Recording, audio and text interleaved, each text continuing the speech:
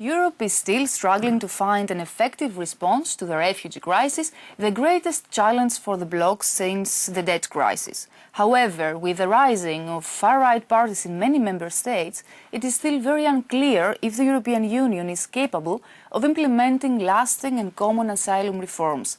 My guest here in the studio in Brussels is at the heart of the crisis management, the EU Commissioner for Migration and Home Affairs, Mr. Dimitris Avramopoulos. Commissioner, now we have a summit Wednesday and Thursday in Valletta, in Maltese capital. What are your expectations by this summit? First of all, to share a common understanding of the situation as far as the refugees crisis is concerned and the migration problem. The African countries must understand that as long as our aid in development terms is continuing, at the same time we need their support and their help in order to manage the migration problem.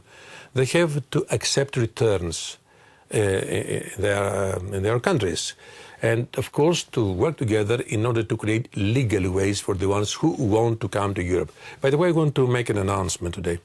During the first 2 months of the next year, the Commission is going to present, and I'm working very hard with my people right now, a full comprehensive proposal for legal migration. Because, let me be clear on that, Europe will need migrants in the future. We know that some 147 people have been relocated within less than 2 months in the context of this relocation scheme and quota system. Isn't this very, very small number? Are you sure that it's still realistic that you have 160,000 people relocated over the next 2 years? There's no doubt that the numbers are very, very small. But it was just the beginning. As you know, we had the very first relocation operation from Italy 1 month ago and from Athens 2 weeks ago. It is, I would say, a startup. We have a long way to run in order to say that we are satisfied.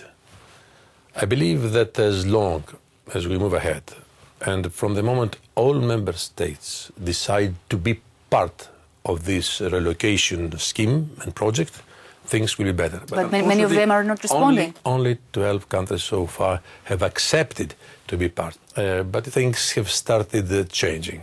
The climate is more positive, and I believe that at the end, everybody will accept to have refugees relocated in their country. So is this number realistic, the 160,000 people over the next 2 years? It can become. It can become. But as I said, we didn't start well. And I said it, I was very open, that I was not happy with the very first numbers. But the system, the program, must start functioning. Let's go now to the other ambitious plan by the EU Commission, which is the hotspots that could help all this huge flow of the migrants and refugees.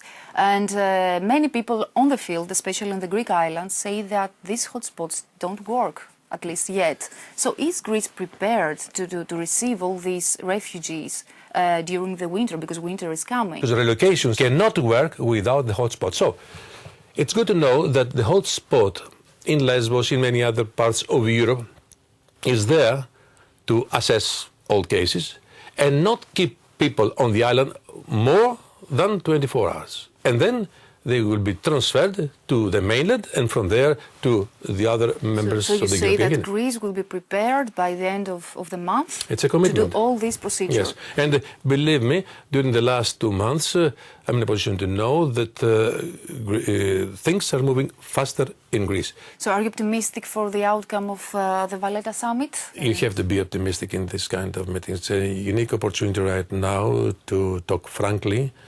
Let's hope it will not be one more summit where everybody talks and then they go back home without having done anything. Okay, Commissioner, thank you very much for being with us. The pleasure of mine to be with you.